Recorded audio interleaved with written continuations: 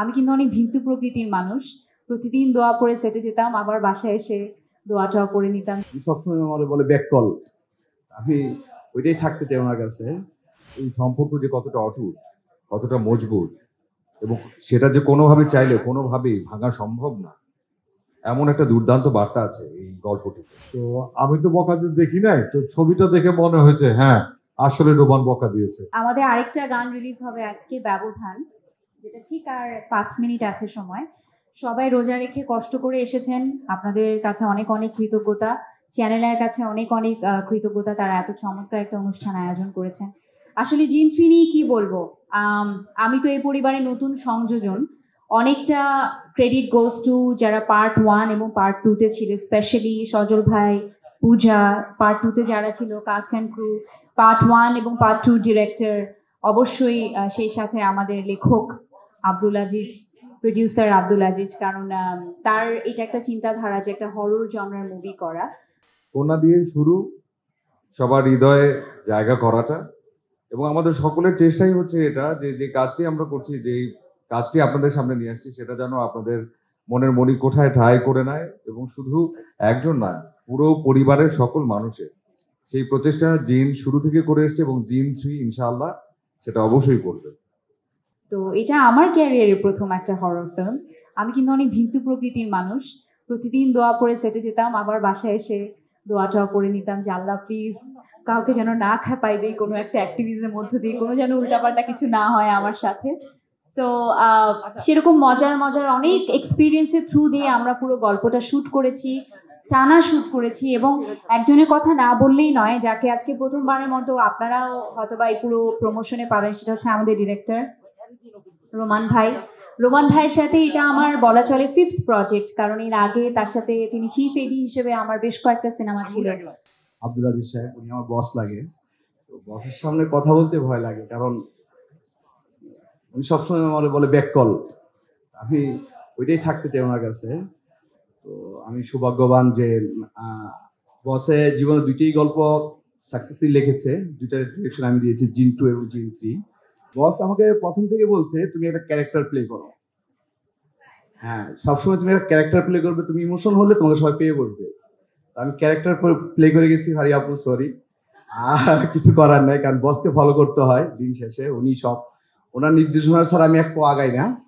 ভুল করি, উনি মাঝে মাঝে বলে এটা করছিস কেন, এটা করছিস কেন, আমি বলি বস হয়ে গেছে।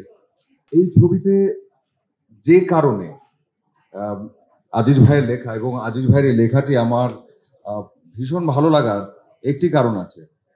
কারণটি হচ্ছে যে আমরা বাঙালির যারা, কিংবা আমরা বাংলাদেশি যারা, আমরা কিন্তু পরিবারকে ভীষণ প্রাধান্য দিয়ে থাকি, আমরা সম্পর্ককে ভীষণ রকমের মূল্যায়ন করে থাকি, এবং বিপদ আপদ মানুষের জীবনে আসবে, এবং সেই বিপদ থেকে উদ্ধার পাওয়ার প্রক্রিয়া তখনই সহজ হয় যখন কিনা পরিবারের মানুষগুলো তার পাশে থাকে, তার সাথে থাকে।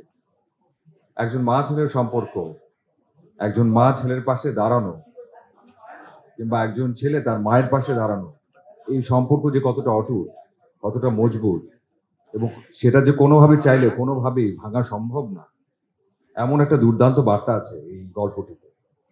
ফারিয়া একটা কথা বললো যে রোমান তাকে সবসময় বকা দিত, তো আমি তো বকা দেখি নাই, তো ছবিটা দেখে মনে হয়েছে হ্যাঁ আসলে রোমান বকা দিয়েছে। ফারিয়ার লাইফে ফারিয়া বেস্ট অ্যাক্টিং করেছে জিন3-তে। আপনারা এই জন্য তালি পেতে পারে Faria. Faria is a Glamour girl ছিল এতদিন। This time first time Faria become a actress, একজন অভিনেত্রী হয়ে উঠছে এই ছবিতে।